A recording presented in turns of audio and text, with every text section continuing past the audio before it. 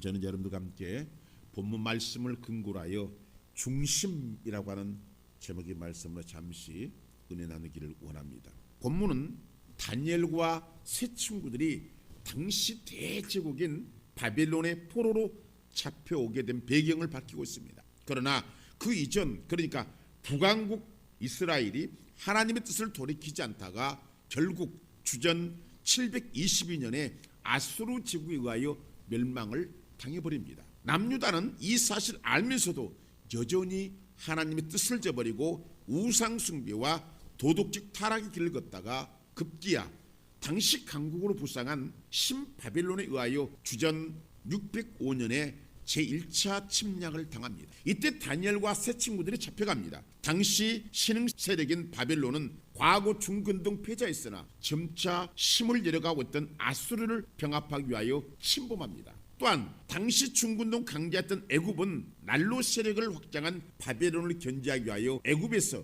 갈그미스까지 출병하였습니다. 그럼에도 불구하고 애굽은 바벨론에 패하고 퇴각해버립니다.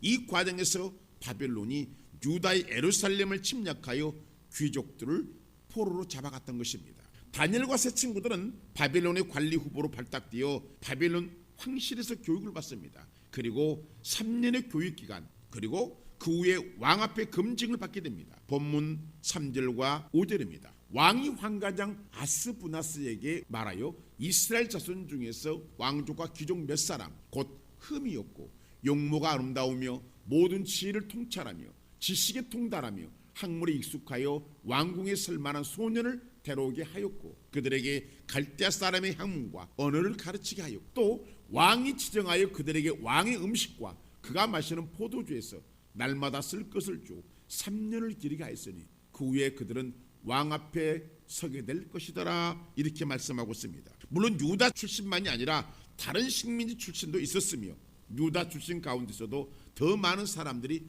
있었을 것입니다. 당시 바벨론에서는 다양한 민족들로 이루어진 광대한 제국을 보다 효율적으로 관리하기 위해서는 친바벨론의 성향에 우수한 정복한 나라들의 우수한 지도자들이 필요했기에 이들에게 특권을 주고 철저히 바벨론화의 교육을 시켰던 것입니다. 선발된 사람들은 학문과 언어를 가르쳤고 왕이 음식과 포도주를 공급함으로 그들의 사상과 종교에 있어서 완전히 바벨론화를 시키게 한 것입니다. 또한 이름도 바벨론식으로 고친 것은 바벨론의 정책의 하나였습니다. 이때 다니엘도 그의 친구들도 이름이 바뀝니다. 본문 6절과 7절입니다. 그들 가운데는 유다 자손 곧 다니엘과 하나냐와 미사엘과 아샤라가 있었더니 환관인 그들의 이름을 고쳐 다니엘은 벨드사살이라고 하나냐는 사드락이라고 하고 미사엘은 메삭이라고 하고 아사라는 아벳노고라 하였더라. 이렇게 말씀 보십시오. 여러분, 당시 바벨론은 얼마나 철저히 식민지 국가들의 포로민들을 바벨론의 모습으로 바꾸길 원했는지를 알 수가 있는데 바로 그들의 이름까지 바꿨다는 것입니다. 먼저 다니엘의 이름의 뜻이 하나님은 나의 심판이라는 뜻입니다. 그리고 하나냐는 여호와는 은혜로우시다라는 뜻입니다. 또한 미사엘은 하나님과 같은 자 누구인가라는 의미입니다. 마지막으로 아샤라는 여호와께서 도우셨다는 뜻입니다.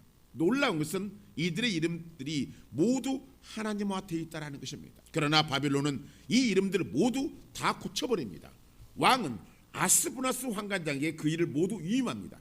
고대 군동의 문화에서 이름은 그 사람의 정체성을 보여주는 것이지만 바벨론은 그 이름들을 남겨둘 경우 그들을 쉽게 바벨론 문화와 종교 등에 하나 되기 힘들다고 판단하여 이들의 이름들을 개명해버린 것입니다. 우리가 잘 아는 요셉도 애굽의 바로왕은 요셉의 이름을 사브낫 반야란 애굽식 이름으로 바꿔버렸습니다. 또한 에스더도 하다사라는 유대식 이름을 페리아식으로 고친 것입니다. 오늘 본문에 바뀐 이름들을 살펴보면 바벨론식의 종교 사상이 짙게 피어 있습니다. 다니엘에게는 벨드사살이라는 이름으로 개명을 시켰는데 이는 문자적으로 그의 생명을 보호하소서라는 의미인데 이는 바벨론 사람들이 바벨론의 민족 신인 벨에게 또는 이 마르둑에게 도움을 요청하는 탄원의 문구입니다. 또한 사드락은 달의 신 아쿠의 명령이라는 이르는 의미를 지니고 있으며 메삭은 아쿠와 같은 자가 누구인가라는 의미인데 이것은 하나님과 같은 자 누구인가라는 의미를 진 히브리 이름의 미사일에 대하여 바벨론의 달의 신인 가장 강하다는 점을 염두에 둔 이름입니다. 또한 아벤누고는 문자적으로 누구의 신하라는 의미입니다. 당시 바벨론의 가장 큰 신은 벨이며 그 다음 서일리가 바로 느보입니다. 그러니까 바벨론 제국은 즉 여러분 제국이라는 것은 하나됨을 의미하는데 모든 포로민들을 자신들이 섬기는 신의 이름들로 바꾸기를 원했다는 것입니다. 사랑하는 성도 여러분, 본문에서 제일 먼저 느끼는 감정이 무엇입니까? 예를 들어 바벨론을 세상이라고 가정하고 사탄이라고 가정할 때 이들의 이름들을 굳이 바꾸는 뜻이 있다는 것입니다. 바로 이들의 정체성을 허물어버리는 것입니다. 사탄이 지금 세상에 사는 것은 바로 하나님 백성인 성도의 이름을 바꾸는 것입니다. 즉 성도는 아무것도 아니라는 마음을 심어주는 것입니다. 사탄은 내가 무엇을 할 수가 있는데 이렇게 말을 합니다. 또는 너는 안 돼 이렇게 말합니다. 지난 과거를 생각해봐. 너를 하나님이 쓰시질 않아 이렇게 정체성을 심어줍니다.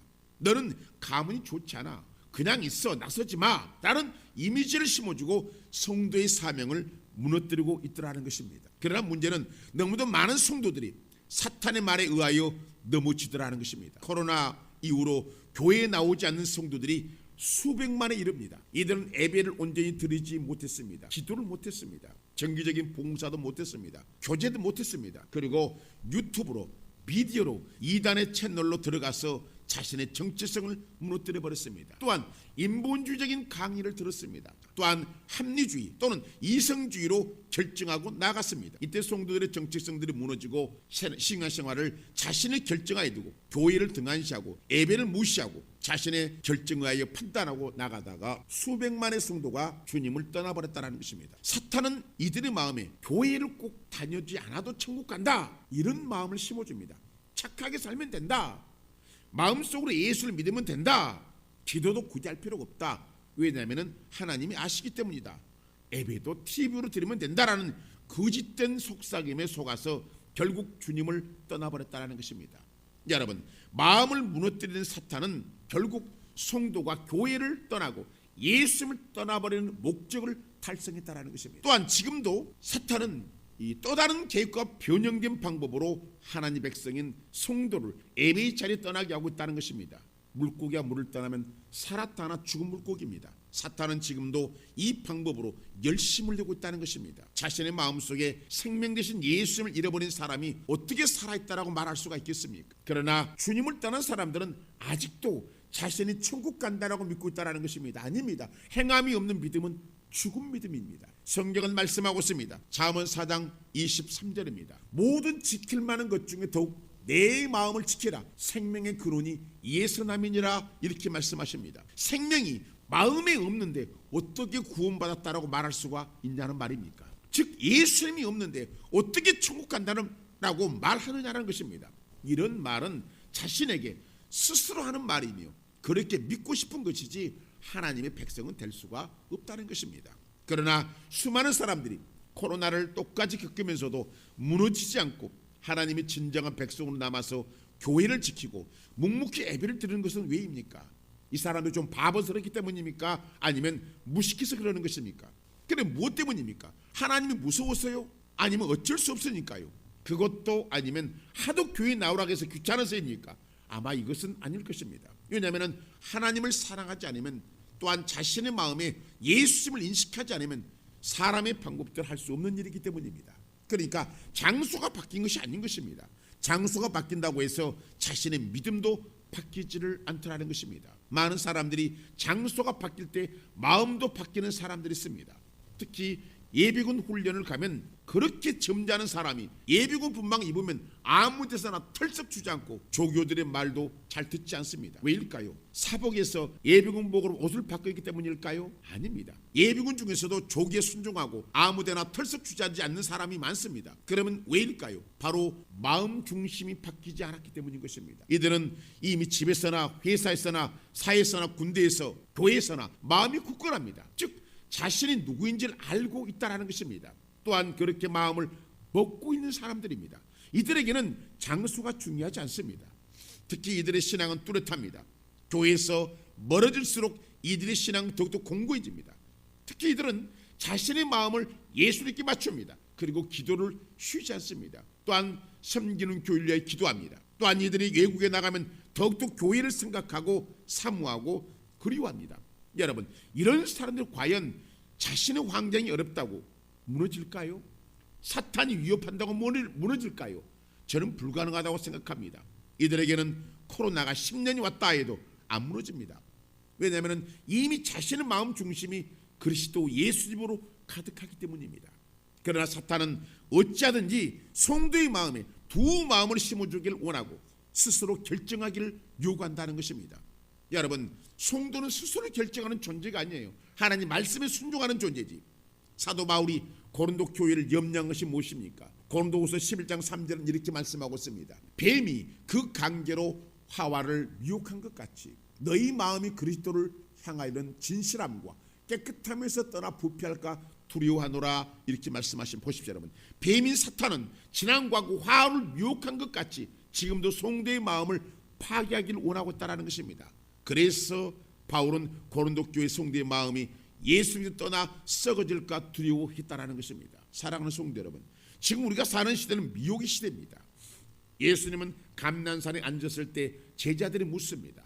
그리고 이렇게 말씀하십니다. 마태복음 24장 3절과 5절입니다. 예수께서 감난산에 앉으셨을 때 제자들이 조용히 와서 이르되 우리에게 이르소서 어느 때 이런 일이 있겠사오며 또 주의 임하심과 세상 끝에는 무슨 징조가 있사오리까? 예수께서 대답하여 이르시되 너희가 사람의 미혹을 받지 않도록 주의하라. 많은 사람이 내 이름으로 와서 이르되 나는 그리스도라 하여 많은 사람을 미혹하리라. 이렇게 말씀 보십시오. 여러분, 예수님은 첫 번째로 제자들에게 말씀하시는데 미혹을 조심하라고 하십니다. 그러니까 미혹은 주님의 이름을 사용하더라는 것입니다. 시브로스 13장 5절입니다. 돈을 사랑하지 말고 있는 바를 족한 줄 알라. 그가 친히 말씀하시기를 내가 결코 너희를 버리지 아니하고 너희를 떠나지 아니하리라 하셨느니라. 이렇게 말씀하십니다. 주님은 분명히 결코 버리지도 떠나지도 않겠다고 약속하셨습니다. 그렇다면 이런 교육은 잘못된 교육입니다. 그러면 성도는 말씀에 있는가를 살펴야 됩니다. 말씀에 벗어난 말은 미혹인 것입니다. 사탄이 하와를 미혹할 때 사탄은 말씀을 사용한 것처럼 하지만 없는 말입니다. 하나님은 선악을 알게 하는 나무 열매를 먹지 말라. 먹는 자는 반드시 죽으리라고 하는 말씀하셨지만 사탄은 이렇게 말합니다. 창세기 3장 4절과 6절입니다. 뱀이 여자에게 이르되 너희가 결코 죽지 아니하리라. 너희가 그것을 먹는 날에는 너희 눈이 밝아져 하나님과 같이 되어 선악을 알 줄 하나님이 아심이니라. 여자가 그 나무를 본즉 먹음직도 하고 보암직도 하고 지우르게 할 만큼 탐스럽기도 한 나무인지라. 여자가 그 열매를 따먹고 자기와 함께 남편에게도 주고 그도 먹은지라. 이렇게 말합니다. 사탄의 미혹의 말을 들어보십시오. 결코 죽지 않는다는 것입니다. 또한 먹으면 하나님과 같이 된다는 것입니다. 이것이 미혹입니다. 이미 자신이 영적으로 죽어버렸는데 모르고 있는 것입니다. 또한 이미 하나님과 원수가 되어버렸는데 모르고 있는 것입니다. 여러분, 아간도 돈에 무너졌고 가룟 유다도 돈에 무너졌습니다. 작은 마음의 티끌은 결국 주님을 떠나게 하더라는 것입니다. 그러므로 성도는 진리 되시는 예수님께 속해야 되는 것입니다. 지금 시대는 자신이 어느 곳에 서 있는지를 있다는 것을 인식하지 못하면 무너지는 시대입니다. 그러므로 자신이 서 있는 곳을 지키기 위해서는 자신 누구인지를 알고 살아가야 하는 것입니다. 다니엘과 사드락 메삭 아벳느고는 이방 나라 바벨론에서 포로 생활합니다. 그러니까 환경이 최악입니다. 그러나 이들은 환경을 탓하지 않습니다. 또한 자신들의 이름을 바꿨다고 해서 자신이 섬기는 하나님 바뀔 수 없다는 것을 알았습니다. 그리고 그 하나님을 믿었습니다. 또한 이들은 하나님께서 자신들을 포로로 세운 것이 아니라 바벨론을 자신들에게 맡겨줬다는 역발상을 가집니다. 그 이유를 보십시오.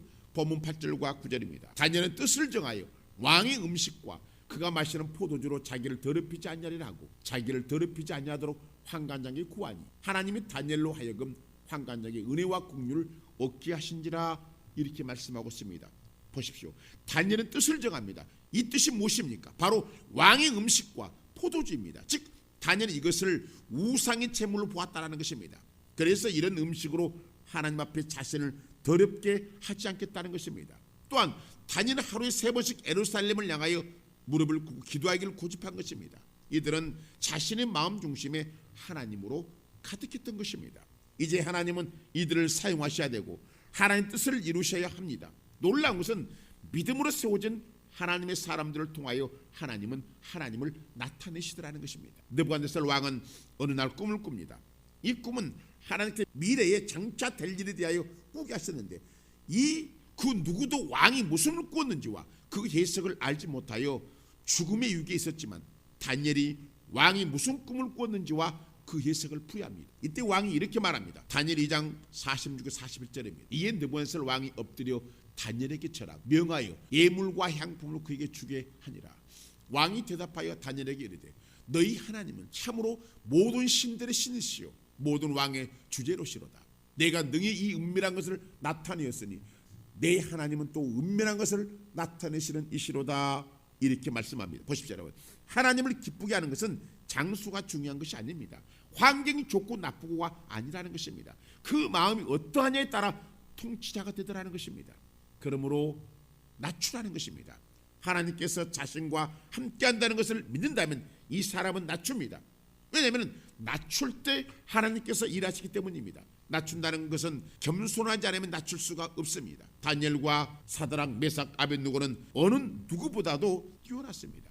그것도 10배나 뛰어났습니다. 그러나 이들은 겸손했다는 것입니다. 다니엘 1장 18절 20절입니다. 왕이 말한 대로 그들을 불러들일 기한이 찼으므로 환관장이 그들을 느부갓네살 왕 앞으로 데리고 가니 왕이 그들과 말하여 보면 무리 중에 다니엘과 하나냐와 미사엘과 아샤라와 같은 자가 없으므로 그들 왕 앞에 서게 하고 왕이 그들에게 모든 일을 묻는 중에 그 지혜와 총명이 온 나라 박수와 술객보다 10배나 나온 줄을 아니라 이렇게 말씀합니다. 다른 사람과 10배 이상 뛰어난다는 것은 하나님의 성령 일하지 아니하시면 할 수가 없다는 것입니다. 다니엘 1장 17절 이렇게 말합니다. 하나님이 이 네 소년에게 학문을 주시고 모든 서적을 깨닫게 하시고 지혜를 주셨으니 다니엘은 또 모든 환상과 꿈을 깨달아 알더라 라고 말씀합니다. 보십시오 여러분. 그렇다면 왜 하나님은 이들에게 이렇게 은혜를 베푸셨을까요? 하나님을 섬기는 자가 이방 나라로 끌려갔으니까 힘이 되기 위해서일까요? 아니면 너무도 힘든 환경에 처했으니까 위로해 주기 위해서일까요? 아닙니다. 하나님은 마음 중심을 보십니다. 그 사람 마음이 어떤 것이 중심이냐로 일하시는 하나님이신 것입니다. 자신의 생명 부지를 위해서 사는 사람인가, 아니면 돈을 위해 사는 사람인가, 명예와 권력 위해 사는 사람인가를 아신다는 것입니다. 그러므로 그 사람 중심이 무엇이냐로 하나님은 하나님의 능력을 나타내시더라는 것입니다.